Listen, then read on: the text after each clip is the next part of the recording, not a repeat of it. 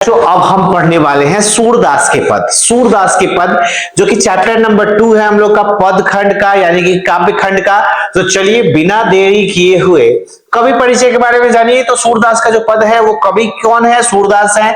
इनका जन्म 1478 में हुआ था और निधन 1583 में हुआ था। जन्म स्थान की बात करें तो दिल्ली के निकट सीही नामक ग्राम में हुआ था और निवास स्थान ब्रज क्षेत्र में क्रमशः गांव घाट, वृंदावन एवं परसोली ग्राम में था।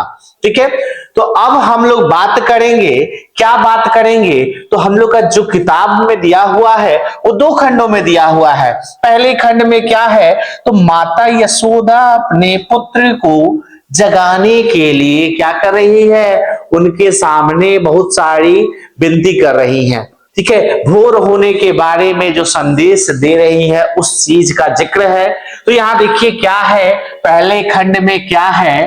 तो जागिए ब्रज राजकुंवर कमल कुसुम फूले, कुमुद वृंद संकुचित भय भृंग लता भूले, तमचु खगा रोर सुनहु बोलत बनराई, रंभाती गो खड़िकनी में बछड़ा हित धाई, विधु मलिन रवि प्रकाश गावत नर नारी, सूर श्याम प्रातः उठो अंबुज कर धारी।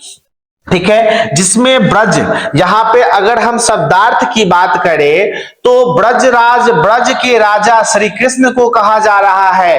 कंवल मतलब होता है कमल, कुमुद मतलब होता है कमल की जाति का एक छोटा सा फूल, वृंद का मतलब होता है समूह, भृंग का मतलब होता है भ्रमर, भंवरे, तमचु का मतलब होता है मुर्गा, रोड़ का मतलब होता है कोलाहल, बनराई का मतलब होता है पेड़ पौधे और रंभाती का मतलब होता है गाय का रंभाना। ठीक है, खड़िकनी का मतलब होता है बारों में, विधु का मतलब होता है चंद्रमा, मलिन का मतलब होता है मैला या धुंधला और अंबुज का मतलब होता है कमल।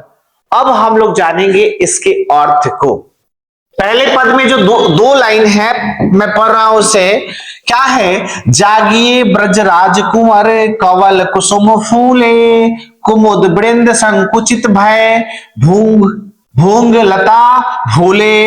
इसमें कवि क्या कहते हैं? तो क्या कहते हैं? तो यहां पे लिखा हुआ है कि प्रस्तुत पद वात्सल्य भाव के हैं और सूर सागर से संकलित है, जिसमें सूरदास जी मातृ स्नेह का भाव प्रदर्शित कर रहे हैं। इतना तो आपको याद रहना चाहिए कि प्रस्तुत पद वात्सल्य भाव के हैं और सूर सागर से संकलित है, जिसमें जो सूरदास हैं क्या कर रहे हैं? तो मातृ स्नेह का भाव प्रदर्शित कर रहे हैं। यानी कि क्या? माता यशोदा अपने पुत्र कृष्ण को सुबह होने पर जगा रही हैं। ठीक है, क्या जगा रही हैं? इस पहले भाग में सिर्फ जगा रही हैं। अब क्या है? तो यहां पे बोला गया ना कि जागिए ब्रजराज कुंवर कुंवर कंवल कुसुम फूले, कुमुद वृंद संकुचित भय भृंग लता भूले।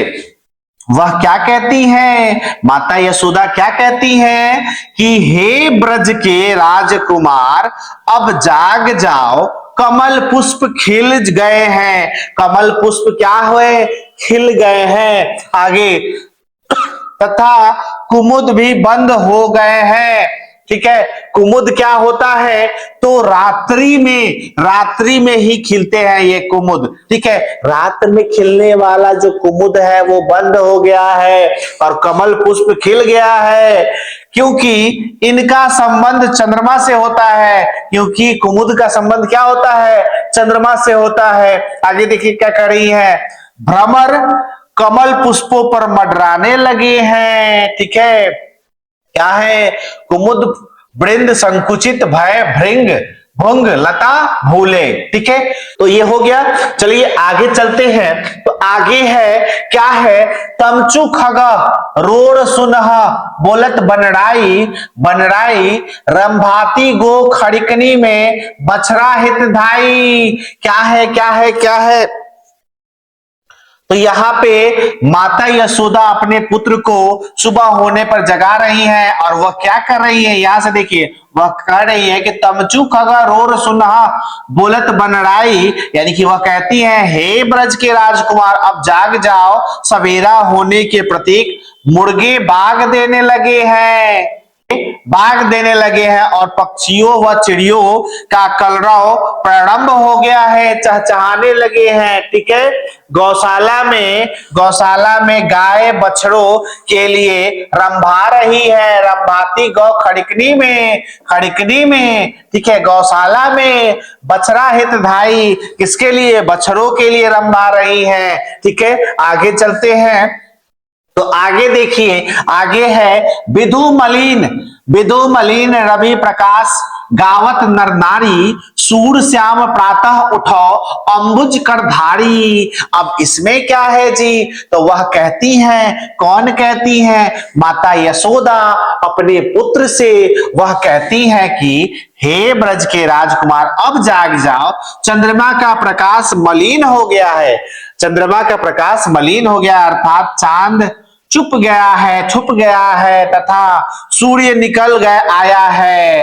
नर नारियां प्रातः कालीन गीत गा रहे हैं, अतः हे श्याम सुंदर अब तुम उठ जाओ। सूरदास कहते हैं कि यशोदा बड़ी मनुहार करके श्री गोपाल को जगा रही हैं। वे कहती हैं हे हाथों में कमल धारण करने वाले कृष्ण उठ जाओ, अंबुज करधारी। देखिए हाथों में क्या है, कमल धारण करने वाले हे कृष्ण उठ जाओ।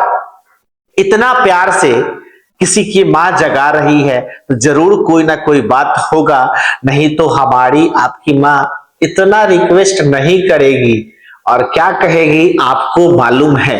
ठीक है, आगे चलते हैं जेवत श्याम नंद की कन्या।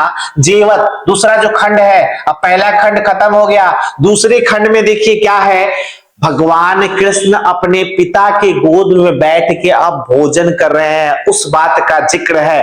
तो देखिए यहाँ पे क्या है, जेवत श्याम नंद की कन्या, कछु खात कछु धरनी गिरावत, छवि निरखती नंद रनिया, बाड़ी बारा बेसन बहु भातिनिया व्यंजन विविध अंगनिया।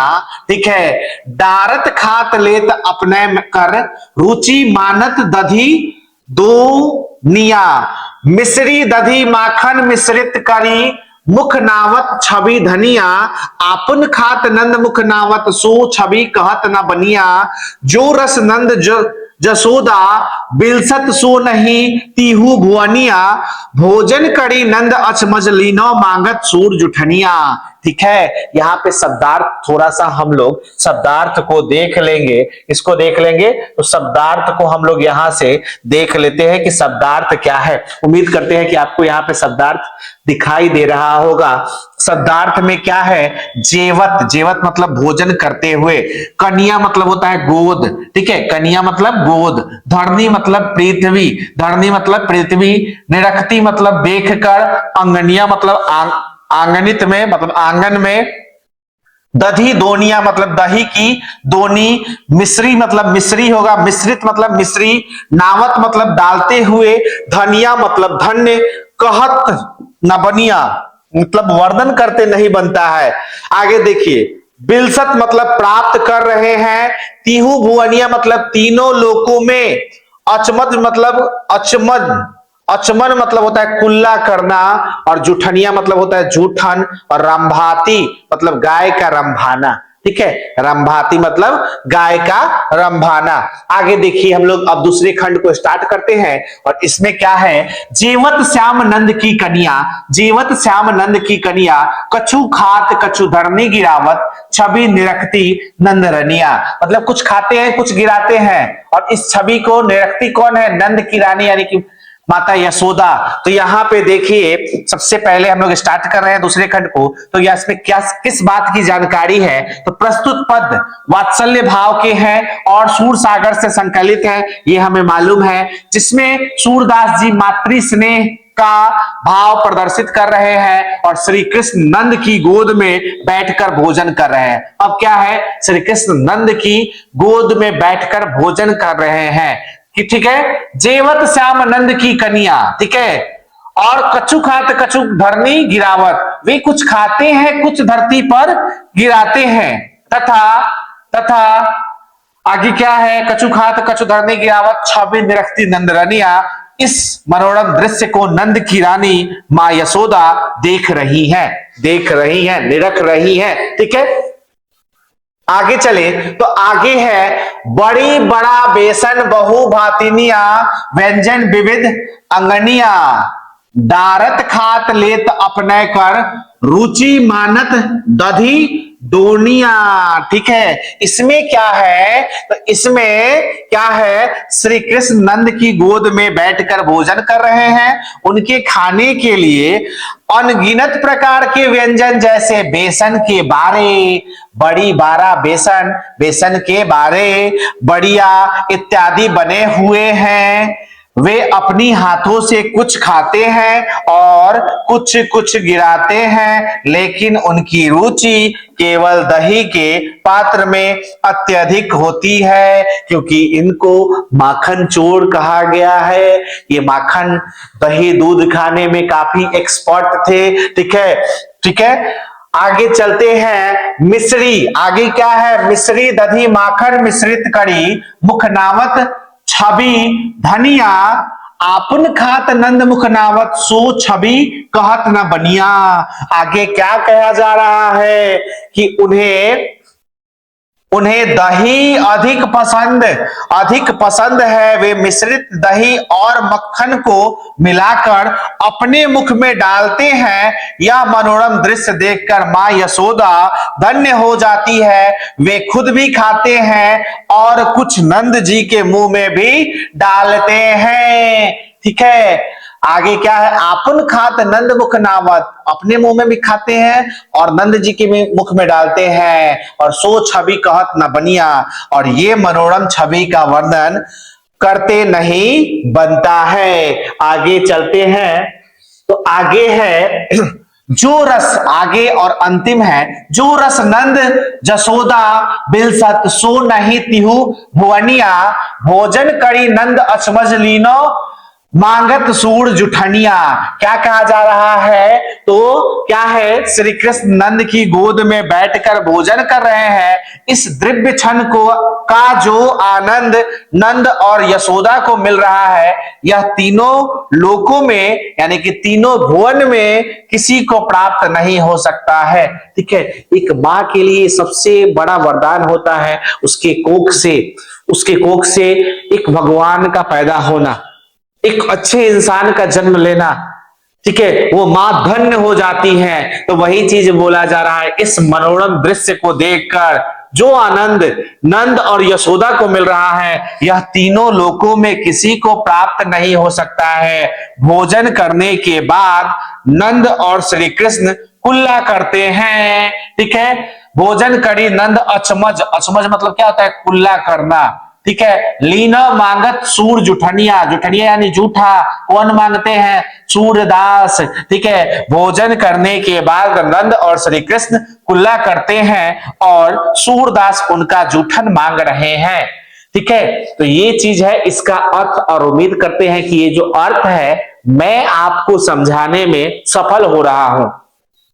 अगर आपके लिए ये वीडियो अगर कारगर हो रहा है, सच में अगर कारगर हो रहा है, तो अपने दोस्तों तक शेयर करो। बस यही मेरा क्या है, तो गुरु दक्षिणा के रूप में आप दे सकते हो। तो अगर आपको अच्छा लग रहा है ये वीडियो, तो जरूर अपने दोस्तों तक शेयर करो।